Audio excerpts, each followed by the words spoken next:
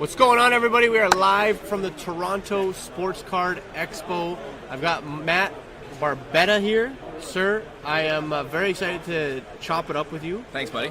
Someone that I communicate with regularly on social media. I've seen you around a few times. You show me some crazy stuff. And before we get into that stuff, talk a little bit about when you started to go all in on collecting like this. Like, I know that you've probably been collecting for a while. Yeah. But when did you decide, like, I'm going to start spending, like, 5, 6, 7 figures on stuff? So, obviously, I got in when I was a kid. Yeah. Most of us did. Early 90s, cheap stuff, Pro Set, Yep, Upper Deck, OPG, all that stuff. Pinnacle Zenith was a big one for me back in the day. Still a nice set. It is a great set. SPX with the die cuts. Yes, sir. I kind of got out of it for a bit. Got back in, when Cup came out that year. 05, 06 was my kind of foray back in. That's not a bad time to jump in. Yeah, prices were great back then. You could get a tin for like $250. That's nuts. It was a different time. So got back in, and again got out, and then kind of got back in right before COVID kind of took off. Started going, hard on Cup. I was doing Crosby's, McDavid's, that kind of stuff. Just like whatever rookies were in sets. Had a pretty big collection, McDavid. Was kind of trying to consolidate and just kind of keeping in with his stuff. Yeah. Had too many patches of just like the same kind of thing over and over Which again. is what? I don't want to say like bad patches, but I had sig patches from Cup, that kind of stuff, honorable numbers from like every year, and then just kind of made a decision where it was either keep doing this and kind of spinning tires or just jump into straight rookies and keep into Cup rookies. So that's what I did, made the decision to go all in, and here we are now. So you also put a considerable amount into Pokemon as well. So is that also from a nostalgia perspective, or what is that? Yes and no. Pokemon, I was not into huge when I was a kid. I was more of a Dragon Ball Z kid. Me too. Yeah. Well, I was into Pokemon though. I was into Pokemon, still, just not like I am. And now. I was like, I would never buy, like, for me personally, Pokemon cards for me, like, it's like play. I lied. It was like playing. Yeah. But, like, same thing with like Yu-Gi-Oh. Like, I don't know if I'd ever get one slab. Yeah. Maybe, I don't know. But it's a good idea. Yeah. There's some money in there. I know there is. I do like the Exodia pieces if it was me. Yeah. I did Pogs back in the day. That was where I kind of invested as a kid, and I had them all sleeved up in the binders. Really? Yeah, I still have them. I have like the first edition set, but it's worth like $30. Whatever. So I made the wrong choice. Yeah, with yeah, that I know. But yeah, with Pokemon, like, I just made a call one day. It was during COVID, actually, where I kind of was at one of the shops, and I said, why not? Bought a couple boxes, and then it just spun out of control.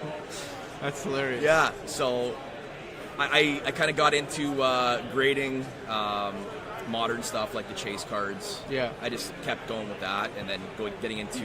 now you're like doubling back into vintage. Yeah, vintage Charizards is, Do you only collect Charizards, or? For vintage, yeah. Yeah. I try just to stay with that. I think it's a pretty solid play. I feel like if I start getting into other stuff, it's just going to spin out of control. Yeah. And I'm going to end up broke and living on the street. Understandable, man. But you have a lot of cardboard. Just not true. enough cardboard for a box. I can't build a box out of it. I can't do that. Let's show off some of your favorite. Let's go into the TCG stuff first, because there are a decent amount of people here that like TCG, and then we'll get into the. So for TCG, like, this is a big one. Yes. This is the can't see it up there. There you kind of see it like on there you go. That's the XY, right? This is the legendary collection. Collection. So it's PSA. I'm gonna ask a bunch of ridiculous questions because I probably don't know all of these. Yeah. So it's a reverse. Where's this guy? So it's a reverse hollow. You kind of get it. Nice. That's a pretty big one. This is my favorite. This is the Skyridge Charizard. It's in a PSA. Skyridge, as well. is that 2011? This is 2003. 2003. I don't know anything. Yeah. I know nothing, guys. It's okay. You're learning. Shining Charizard. The Shining Charizard, yeah, that's from 2002. I know that one. Is that 10? They're all 10s. Damn, bro. It's all 10s. 10s are bust. That's the... So if this had a little stamp on there and that little corner, it'd be worth like $250,000, but... It's a 99 hollow. That's still a 10, though, bro. It's still a 10. It's PSA 10. Guys, you need to check this out here. Look at this. Just not a first edition. That's okay, though. It's okay. What does this go for? It depends. Okay. I think right now that's trading for around like 15. That's still, 15K. I mean, that's solid. How's the pop count on something like this? So they're all in the 100 to like 200 range. Some of them are lower. There's that's one not bad here. at all. This guy's a really low pop. This is like a pop 41 or 42 or something like that. It's in the 40s. Yeah? So that's a really low see pop. that? Yeah. Do you have like plans to like swap the holders out or no? This I'm going to swap out Yeah? at the show. I'm going to bring it in today. Yeah. Just to get the. These are the gorgeous, newer, man. Yeah. Most of them are in the newer cases. I think I Yeah. have 2 in the old cases. Yeah. Blaine's Charizard, I know that one. Yeah, this is when I just flew down to Dallas, picked that up. So that's 2004 fire red. And that's a full, the full hollow, eh? Yeah, full hollow. Everyone wants the hollow. It's the crazy. hollow bleed is beautiful, man. Yeah, and they have some that they have like a swirl on them. And Yeah, they go for yeah, like crazy amounts. yeah. You guys want that There's weird? a big difference, right? It's kind of like patches for hockey, right? Yeah, like, it is. It is. It's like what's your cup of tea, and like how badly do you want like the nicest looking like version of that, right? Yeah. Because like you have like a cup card, and then you have like the best cup patches, Yeah, right? You like, get a one color, then you get like a crazy, like a logo, Yeah. right? Like you're like, ooh, Yeah. 4 color, like 3 breaks, Chicago Blackhawk patches. When Bedard comes out, those cup cards are going to be. Do you plan on going hard on Bedard? I'm going to go hard on Bedard. Yeah. Damn, bro. Just cup. If it ever comes out, we're looking like 2 years maybe. 2028 at this point. No. If we're lucky. No. Yeah, we got some first editions. Like that's from 2000. So. When did they start making? Do they have first edition for every set, or No, did they stop? they had first editions like just for certain sets. Okay. I don't know too much about the kind of analytics of the vintage stuff. Yeah. But they had vintage on a couple sets. I think it was. I think it's Team Challenge, Team Team Rocket. I know for sure. The Yeah. first edition base set. Yeah. And I think maybe like Neo Destiny, I think was another one. I can't remember. You're not only exactly. educating me, but you're also educating everyone Yeah, else. don't there. take. No, I mean you're done. Whatever. Yeah. Yeah, so the first edition stuff they kind of stopped doing. I think I want to say like 2001, Okay. maybe. But they came out. I think Japan came out earlier. I think it was in '96. Yeah. And then first edition came out in the States in '99. They didn't have them in Canada. You couldn't buy the boxes. Yeah. You could only buy them in the U.S. So we kind of got shafted on that one a little bit. But I mean, you still ended up with them. So you said you went hard on McDavid's. Let's check out some of these puppies. Yeah, so I can move McDavid's- those over for you if you want. I don't know yeah, if it's up sure. to you. I'll keep them safe. I promise. Yeah.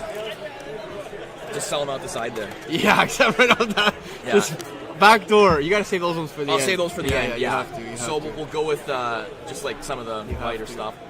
So this the, one, the lighter stuff. some of it is yeah. So this one's just a non-auto. Yeah. BGS 9 rookie. These are all rookies.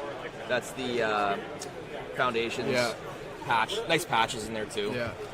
I have 2 of these. One of them is with BGS right now. That's a The portrait, 101 right? Yeah, the 101 print and plate. Yeah. So I have 2 of those. Yeah. Where is this guy? A couple of the just like regular autos, the enshrinements and the renditions. Those are Which one you like better? I personally like the Me enshrinements too, better. man. Me too. And like people don't. I don't know. They just don't give it the same amount of love. For The some gold reason. auto, I don't really find it pops. Well, especially on the gold background. Yeah, it kind of Yeah. feels like it's one of those like manufactured autographs. Yeah.